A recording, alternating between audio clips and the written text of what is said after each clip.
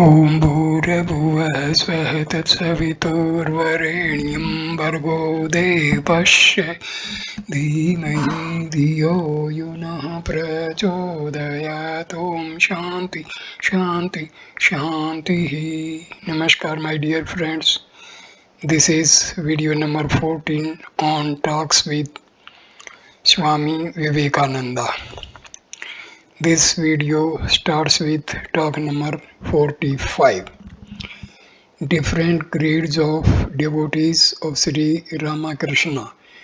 Different interpretation of the teachings of Sri Ramakrishna. Future of the message of Sri Ramakrishna. Place from Calcutta to the Mutt on about year 1902.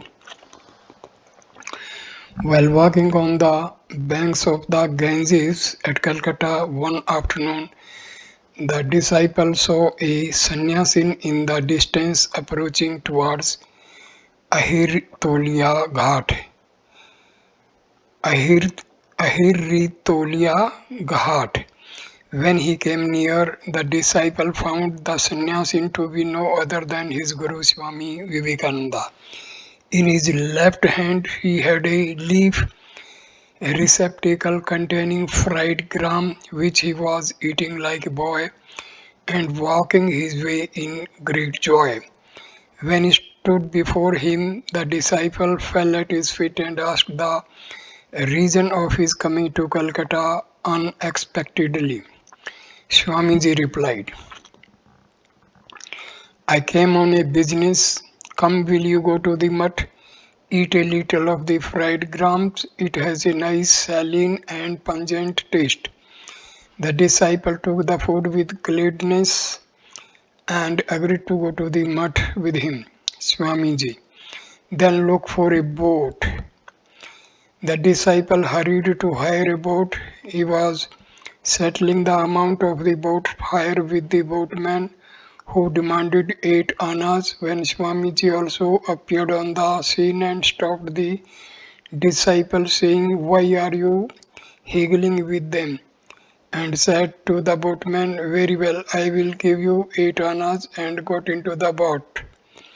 The boat proceeded slowly against the current and took nearly an hour and a half to reach the mutt. Getting Swamiji alone in the boat, the disciple got an opportunity of asking him freely about all subjects, raising the topic of the glorifactory poem which the disciple had recently composed, singing of the greatness of the devotees of Sri Ramakrishna. Swamiji asked him, How do you know that those whom you have named in your hymen are the near and intimate disciples of Sri Ramakrishna?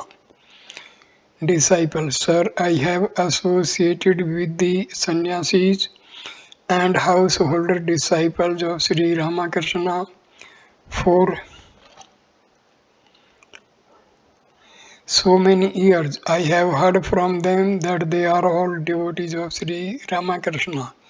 Swamiji, yes, they are devotees of Sri Ramakrishna, but all devotees do not belong to the group of his most intimate and nearest disciples. Staying in the Kasipur garden, Sri Ramakrishna said to us, The Divine Mother showed me that all of these are not my inner devotees.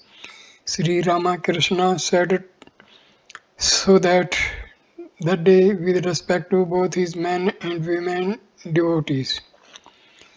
Then, speaking on the way Sri Ramakrishna would indicate different grades among devotees, high and low, Swamiji began to explain to the disciple at length the great difference there is between the householders and the sannyasin's life. Swamiji, is it possible that one would serve the path of lust and wealth and understand Sri Ramakrishna aright at the same time? Or will it ever be possible? Never put your faith in such words. Never put your faith in such words. Many among the devotees of Sri Ramakrishna are now proclaiming themselves as Ishvara Koti, Antaranga, etc. They could not imbibe his great renunciation or dispassion, yet they say they are his intimate devotees. Sweep away all such words. He was a prince of Tyagis, self-renouncers, and obtaining his grace can anybody spend his life in the enjoyment of lust and wealth? Disciple, is it then, sir, that those who came to him at Dakshineswar were not his devotees, Swamiji? Who says that? Everybody who has gone to Sri Ramakrishna has advanced in spirituality, is advancing and will all advance. Sri Ramakrishna used to say that the perfected rishis of a previous kalpa cycle take human bodies and come on earth with the avatars. They are the associates of the Lord. God works through them and propagates his religion. Know this for a truth that they alone are the associates of the avatara who have renounced all self for the sake of others, who, giving up all sense enjoyment with repugnance, spend their lives for the good of the world, for the welfare of the jivas. The disciples of Jesus were all sannyasis, the direct recipients of the grace of Sankara, Ramanuja, Sri Chaitanya and Buddha were the all renouncing sannyasis. It is men of this time who have been through a succession of disciples spreading the Brahma Vidya in the world. Where and when have you heard that a man being the slave of lust and wealth has been able to liberate another or to show the path of God to him? Without himself being free, how can he make others free? In Veda, Vedanta, Itihasa, history, Purana, ancient tradition, you will find everywhere that the sannyasis have been the teachers of religion in all ages and climes. History repeats itself. It will also be likewise now. The capable sannyasin children of Sri Ramakrishna, the teacher of the great synthesis of religions, will be honored everywhere as the teachers of man. The words of others will dissipate in the air like an empty sound. The real self-sacrificing sannyasis of the mutt will be the center of the preservation and spread of religious ideas. Do you understand? Disciple, then is it not true what the household devotees of Sri Ramakrishna are preaching about him in diverse ways? Swamiji, it cannot be said that they are altogether false, but what they are saying about Sri Ramakrishna are all partial truths. According to one's own capacity, one has understood Sri Ramakrishna and so is discussing about him. It is not bad either to do so, but if any one of his devotees has concluded that what he has understood of him is the only truth, then he is an object of pity. Some are saying that Sri Ramakrishna was a Tantrika and Kola, some that he was Sri Chaitanya born on earth to preach Nardiya Bhakti. Some again that it is opposed to faith in him as an avatara to practice sadhana, while some are opining that it is not agreeable to his teachings to take to sannyasa. You will hear such words from the household devotees, but do not listen to such one-sided estimates. What he was, the concentrated embodiment of how many previous avatars. We could not understand a bit even spending the whole life in religious austerity.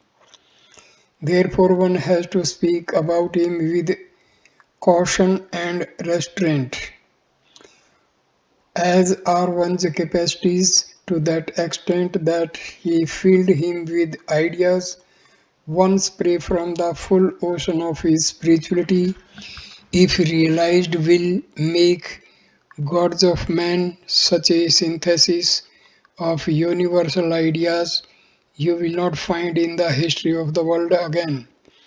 Understand from this who was born in the person of Sri Ramakrishna. When he used to instruct his sannyasin disciples, he would rise from his seat and look about if any householder was coming that way or not.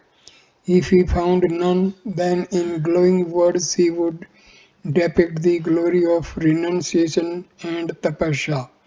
As a result of the rousing power of that fiery dispassion, we have renounced the world and become averse to worldliness.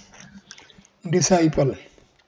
He used to make such distinctive between householder and sannyasin. Swamiji, ask and learn from the householder devotees themselves about it, and you yourself can think and know which are greater, those of his children who for the realization of God have renounced all enjoyments of the worldly life and are spending themselves in the practice of austerities on hills and forests, tirthas and asramas, holy places, or those who are praising and glorifying his name and practicing his remembrance, but are not able to rise above the delusion and bondage of the world. Which are greater, those who are coming forward in the service of humanity, regarding them as the Atma, those who are continent since early age, who are the moving embodiments of renunciation and dispassion, or those who, like flies, are at one time sitting on a flower and at the next moment on a dung heap. You can yourself think and come to a conclusion. Disciple. But, sir, what is the world for these who obtained his grace? Whether they remain in the householder's life or take to sannyasa, it is immaterial, so it appeared to me. Swamiji, the mind of those who have truly received his grace cannot be attached to worldliness. The test of his grace is unattachment to lust or wealth. If that has not come in anyone's life, then he has not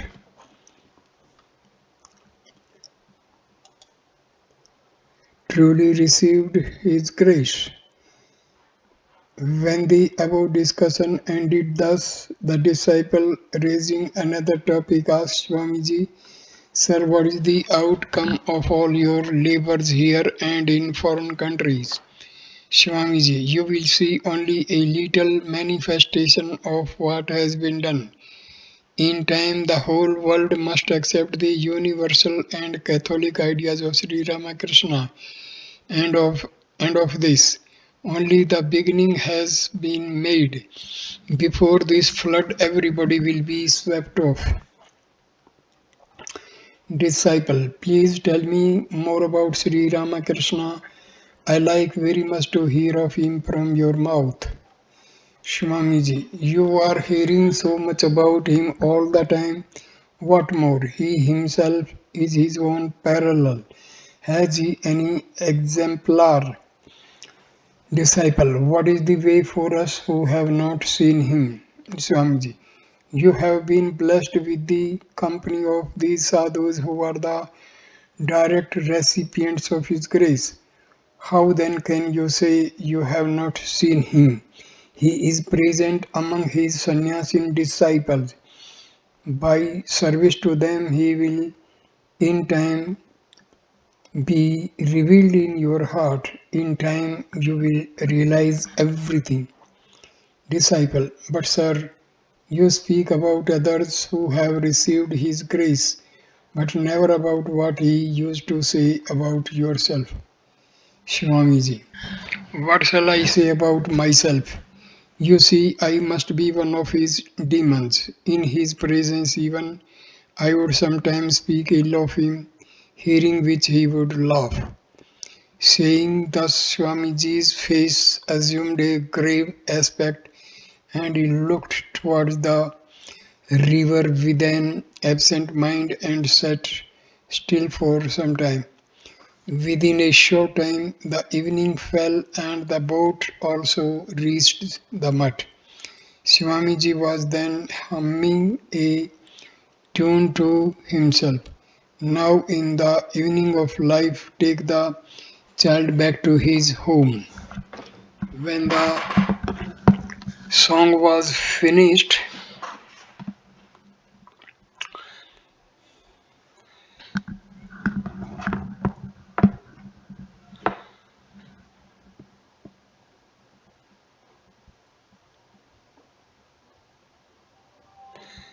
Swamiji said, in your part of the country, eastern Bengal, sweet voiced singers are not born. Without drinking the water of Mother Ganges, a sweet musical voice is not acquired. After paying the hire, Swamiji descended from the boat and taking off his coat sat in the western veranda of the mutt. His fair complexion and ochre robe presented a beautiful sight. Token number 46. Denationalization and national degradation. Direction about spiritual practice. Place Belur Mutt, year 1902. Today is the first of Asad. The disciple has come to the mutt before dusk from Bali with his office dress on, as he has not found time to change it. Coming to the mutt, he prostrated himself at the feet of Swamiji and inquired about his health. Swamiji replied that he was well, but looking at his dress, he said, you put on coat and trousers, why don't you put on collars? Saying this, he called Swami Shardananda, who was near, and said, give him tomorrow 2 collars from my stock. Swami Shardananda bowed assent to his order. The disciple then changed his office dress and came to Swamiji, who, addressing him, said, by giving up one's national costume and ways of eating and living, one gets denationalized. One can learn from all, but that a learning which leads to denationalization does not help one's uplift, but becomes the cause of degradation. Disciple, sir, one cannot do without putting on dress approved by superior European officers in official quarters. Swamiji, no one prevents that. In the interest of your service, you put on official dress in official quarters, but on returning home, you should be a regular Bengali Babu with flowing cloth, a native shirt, and with chadar on the shoulder. Do you understand, disciple? Yes, sir. Swamiji, you go about from house to house only with the European shirt on. In the West, to go about visiting people with simply the shirt on is ungentlemanly. One is considered naked. Without putting on a coat over the shirt, you will not be welcomed in a gentleman's house. What nonsense have you learnt to intimate in the matter of dress? Boys and young men nowadays adopt a peculiar mode of dress which is neither Indian nor Western but a queer combination. After such talk, Swamiji began to pace the banks of the river, and the disciple was alone with him.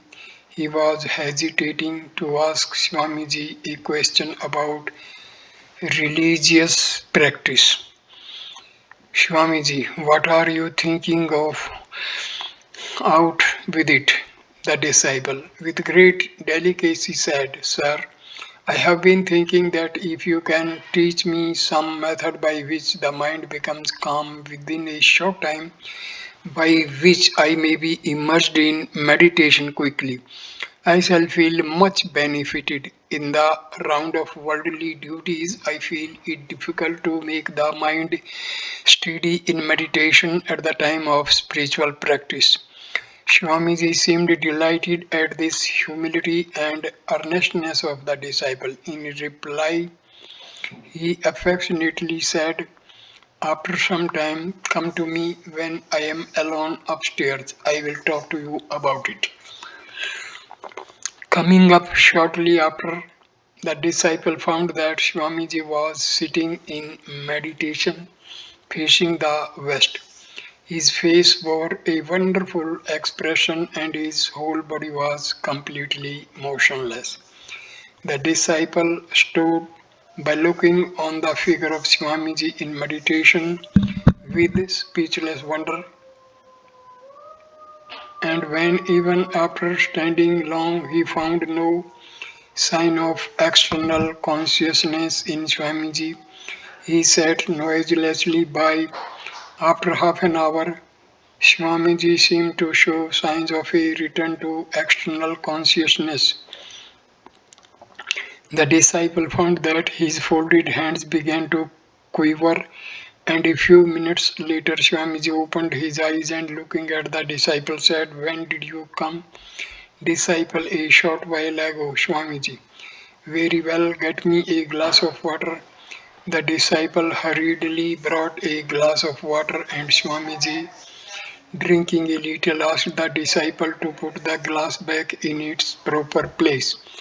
The disciple did so and again said by Swamiji, Swamiji, today I had a very deep meditation. Disciple, sir, please teach me so that my mind also may get absorbed in meditation. Swamiji, I have already told you all the methods. Meditate every day accordingly, and in the fullness of time you will feel like that. Now tell me what form of sadhana appeals to you most. Disciple, sir, I practice every day as you have told me, still I don't get a deep meditation. Sometimes I think it is useless for me to practice meditation, so I feel that I shall not fare well in it and therefore now desire only eternal companionship with you. Swamiji, those are weaknesses of the mind. Always try to get absorbed in the eternally present Atma. If once you get the vision of the Atma, you get everything, the bonds of birth and death will be broken. Disciple, you bless me to attend to it. You asked me to come alone today, so I have come. By some means, do please make my mind steady.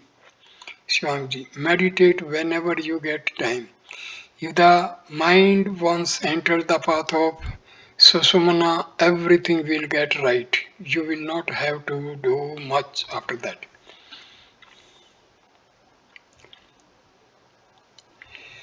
Disciple, you encourage me in many ways, but shall I be blessed with a vision of the truth? Shall I get freedom by attaining true knowledge? Swamiji, yes, of course. Everybody will attain mukti from a warm up to Burma, and shall you alone fail? These are weaknesses of the mind. Never think of such things. After this, he said again, be possessed of Shraddha, faith of Virya, courage, virya, attend to the knowledge of the Atma and sacrifice your life for the good of others. This is my wish and blessing. The bell for the meal ringing at this moment, Swamiji asked the disciple to go and partake of it. The disciple, prostrating at the feet of Swamiji, prayed for his blessings. Swamiji, putting his hand on his head, blessed him and said, "If my blessings be of any good to you, I say, may Bhagwan Sri Ramana Krishna give you his grace. I know of no blessing higher than this." After meals, the disciple did not go upstairs to Swamiji, who had retired early that night. Next morning, the disciple, having to return to Calcutta in the interest of his business, appeared before Swamiji upstairs. "Swamiji, will you go immediately?" Disciple, "Yes, sir." "Swamiji, come again next Sunday, won't you?" Disciple, "Yes, certainly." "Swamiji, all right, there is a boat coming." The disciple took leave of Swamiji. He did not know that this was to be his last meeting with his Ishtadeva, chosen ideal, in the physical body. Swamiji, with a glad heart, bade him farewell and said, "Come on Sunday."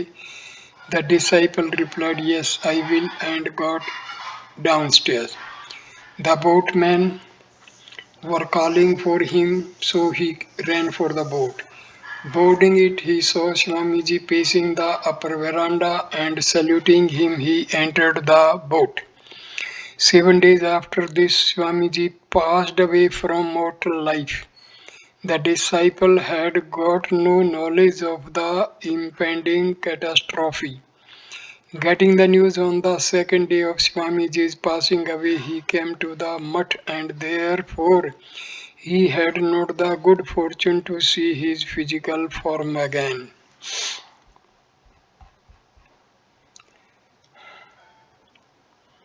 So I end this video here. Please like, comment and share the video. Subscribe the channel. Thanks a lot. Namaskar, my dear friends.